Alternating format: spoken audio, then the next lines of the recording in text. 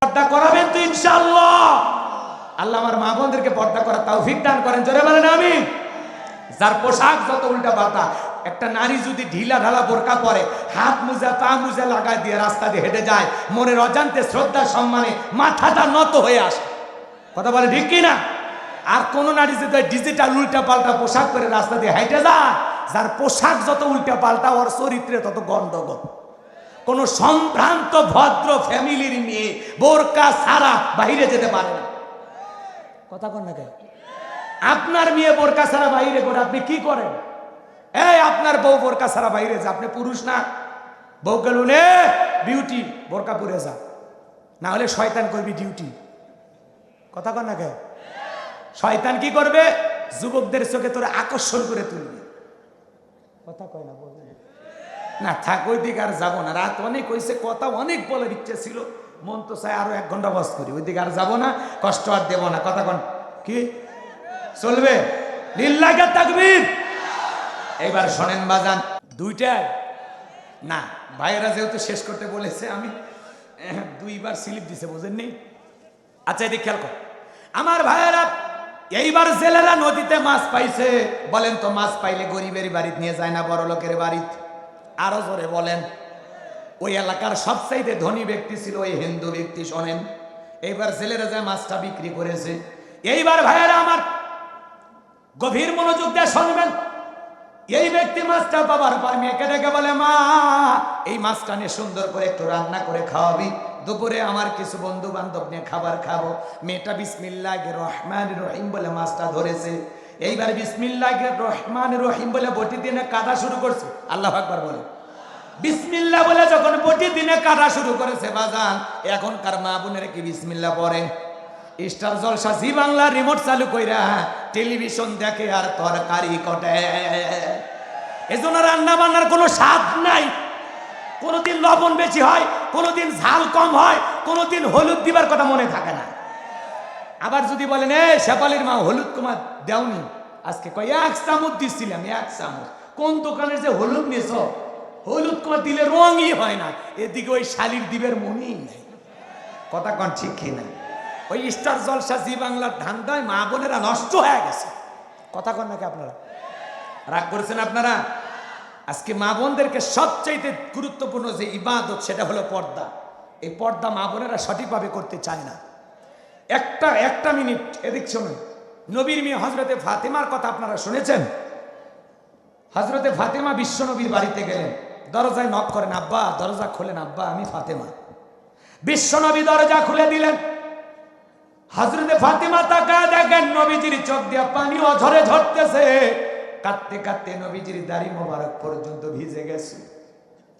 হযরতে ফাতেমা ডেকে বলেন, বাবা ঘরের দরজা বন্ধ করে একা একা কেন কান্না করেন? কি হয়েছে আপনার? বিশ্ব নবী ডেকে বলে, মা ফাতেমা কি বলবো, আমার কষ্টের কথা আমি তো বলতে পারবো না। হযরতে ফাতেমা ডেকে বলে, বাবা আমার মা খাদিজার কথা ভেবে কি কান্না করেন, নাকি চাচা আবু তালেব বড় ভালোবাসতো এই জন্য কান্না করেন, নাকি কোনো কারণে কোনো কষ্ট পেয়ে কান্না করেন? আমার নবী ডেকে বলে, মা ফাতেমা তোর মা খাদিজার কথা ভেবে কান্না করি না, চাচা আবু তালেবের কথা ভেবে কান্না করি না, আমি কান্না করি কেন রে মা? কারণ হলো আমাকে যখন মেরাজ করতে নিয়ে গেল, মেরাজ করতে যখন জিবরাইল নিয়ে গেল, মা জান্নাত যখন ভ্রমণ করাইলো, জান্নাত আল্লাহ তাআলা এত নিয়ামত দিয়ে সাজাইছে মা, জান্নাত দেখার পরে দিলটা ভরে গেল, জান্নাতের নিয়ামত দেখে মনটা খুশি হয়ে গেল, জান্নাতের নিয়ামত দেখে হইলাম খুশি। আল্লাহর কাছে দোয়া করলাম বেশি বেশি আমার গুনাহগার উম্মতেরা যেন হয় জান্নাতবাসী। জান্নাত দেখে সত্যি মা মনটা ভরে গেছে। আল্লাহ এত নিয়ামত দিয়ে জান্নাত সাজাইছে মা। এরপরে যখন জিবরাইল দেখে বলে, নবী জান্নাত দেখে আপনার কেমন লাগলো? আমার নবী বলে, আলহামদুলিল্লাহ, সাধারণ লেগেছে, বলার মতো না। আল্লাহ এত সুন্দর করে জান্নাত সাজাইছে, আমার দিলটা ভরে গেছে। এইবার জিবরাইল বলে, নবী চলেন একটু জাহান্নামটা দেখায়। এই কথা বলে বিশ্ব নবীকে যখন জাহান্নামের ভিতরে প্রবেশ করানো হলো, আমার নবী দেখে বলেন, ও মা ফাতেমা আমি জাহান্নামের ভিতরে তাকায় দেখি জাহান্নামে পুরুষের তুলনায় নারীদের সংখ্যাই বেশি। ও আমি তাকায় দেখি মা, জাহান্নামী নারীদের সংখ্যা বেশি। এক শ্রেণীর নারীদের চুলের মুঠিগুলো আসমানের দিকে তুলে ধরা হয়েছে মা, পা থেকে মাথা পর্যন্ত জাহান্নামের আগুন দাউ দাউ করে জ্বলতেছে। গরম পানি যেরকম থকবক থকবক করে, ওই মহিলারা জাহান্নামের আগুনে তেমনি জ্বলতেছে মা।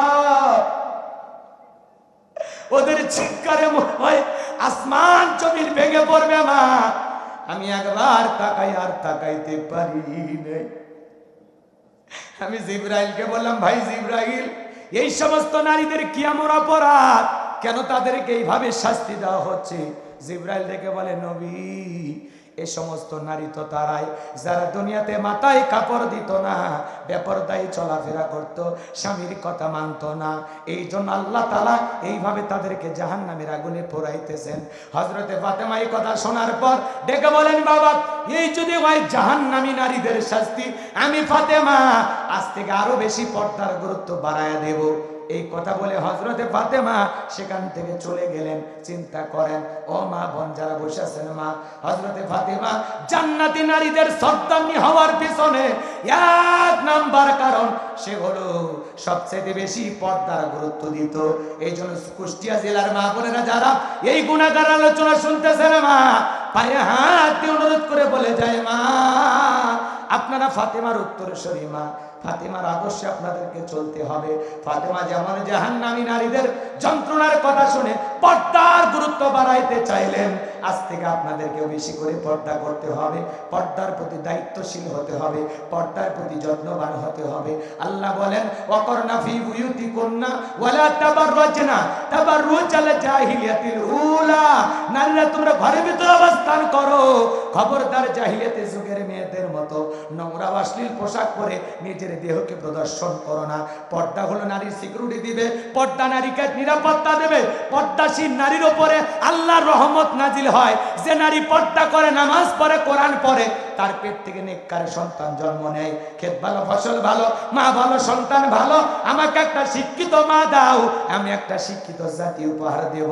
এই জন্য পর্দাশীল নারীকে বিবাহ করার দরকার আছে না নাই? নারীদেরকে পর্দায় রাখার দরকার আছে না না? পর্দা করাবেন তো ইনশাআল্লাহ। আল্লাহ আমার মা বোনদেরকে পর্দা করার তৌফিক দান করেন, জোরে বলেন আমিন।